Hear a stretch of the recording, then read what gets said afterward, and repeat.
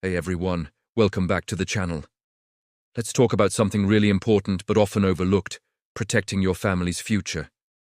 We all want to make sure our loved ones are taken care of, but how do we do it in the smartest way possible? A big part of that puzzle is choosing between a will and a trust. You might think they're similar, but the differences can save your family a ton of money, time, and stress. So, trust versus will. Which one is right for you? Let's break it down. First up, the will. A will is a legal document that outlines your wishes for your property and who should care for your minor children after you pass away. It's a fundamental part of any estate plan. But here's the catch. A will has to go through a court process called probate. Probate can be long, public, and expensive. Court fees, attorney fees, and other costs can eat into the inheritance you wanted to leave for your family. Imagine your family having to wait months or even years for the court to approve everything while the details of your finances become public record. That's the reality of probate. Now, let's talk about a living trust. A trust is like a special container you create to hold your assets. You appoint a trustee, often yourself at first, to manage those assets for the benefit of your chosen beneficiaries. The magic of a trust is that it completely avoids probate. When you pass away, the person you named as your successor trustee can step in and distribute your assets directly to your beneficiaries, according to the instructions you left in the trust. It's private, it's fast, and it can save a significant amount in legal and court fees. Let's look at a real-world scenario. Meet Sarah. She had a simple will leaving her home, worth about $500,000, to her 2 children. When she passed, her will had to go through probate. The process took over a year. Legal fees and court costs ended up being around $25,000. Plus, the entire process was public, causing a lot of stress for her kids. Now consider David. He had a home of similar value, but he placed it in a living trust.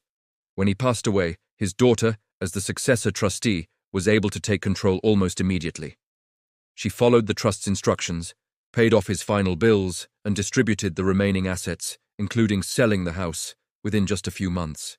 The total cost was only a few $1,000s for administrative help, and the entire process was kept private. David's family saved over $20,000 and avoided a year of legal headaches, all because he chose a trust. So, what about taxes and control?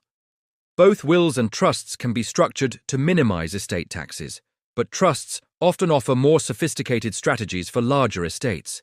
In terms of control, a trust gives you incredible flexibility.